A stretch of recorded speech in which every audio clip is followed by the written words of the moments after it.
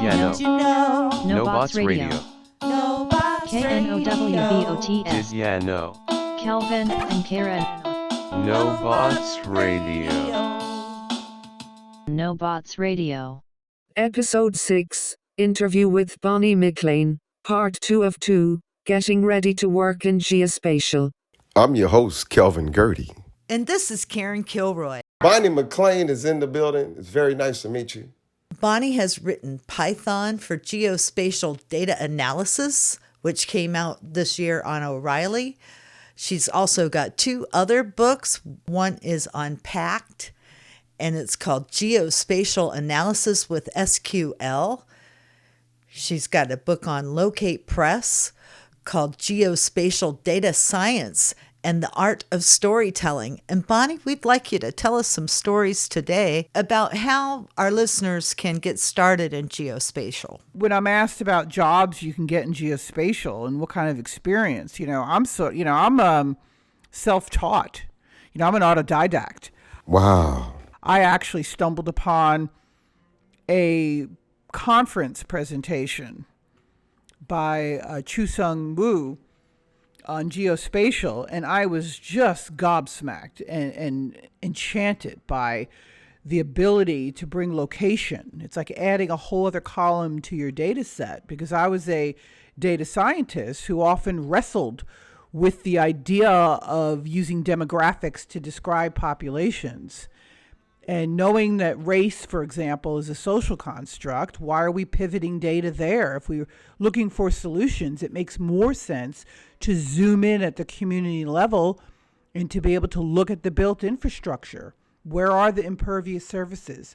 Where are there trees and no trees? Where are there walkable sidewalks? Where are the utility lines? Where's the single family housing versus the multifamily zoning? What does the zoning look like across the community? That's incredible. That is much more informative in trying to bring change to a community in a meaningful way, because that stuff you can legislate and you could vote and you can make changes in your community.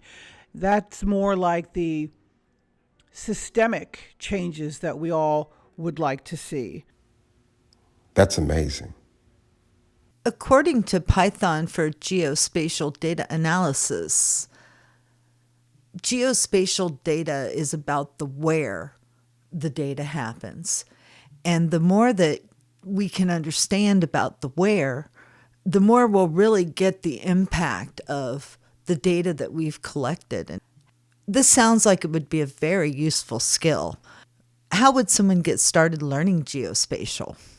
The people need to know this. So, geospatial, I don't want people to feel intimidated, but because I don't have all of the channels completely tuned in, because my degree is not in geology or geography, I have to continue to be a lifelong learner. I listen to a lot of geospatial podcasts. Minds Behind Maps is my favorite. And there's just a lot of other resources out there. And being that I'm an open source, I just read everything that comes out across the interwebs, and you go over to Twitter and there's geospatial communities. Some are more open than others. And I invite people to join there. And Wednesdays at 1 p.m. New York City time, we're over on Twitter Spaces, Geospatial Connections, and we're answering questions there as well every week. So please join us. Thank you. Bonny, thank you so much. In the next edition of Knowbots Radio, we take a look at various types of AI student internships and examine how these are an indicator of opportunities on the horizon. If you're not listening to Knowbots Radio, then you're not listening to Kelvin Girdy and Karen Kilroy. Knowbots Radio was brought to you by Kilroy Blockchain, where you can learn about blockchain tethered AI, the way to create trackable, traceable artificial intelligence. Visit https://blockchaintetheredai.com for details. If you'd like to financially support our DIY reporting at Knowbots Radio, you can send a Venmo to Karen-Kilroy-1. KNOWBOTS. Did ya know? Kelvin and Karen. Knowbots Radio. Knowbots Radio.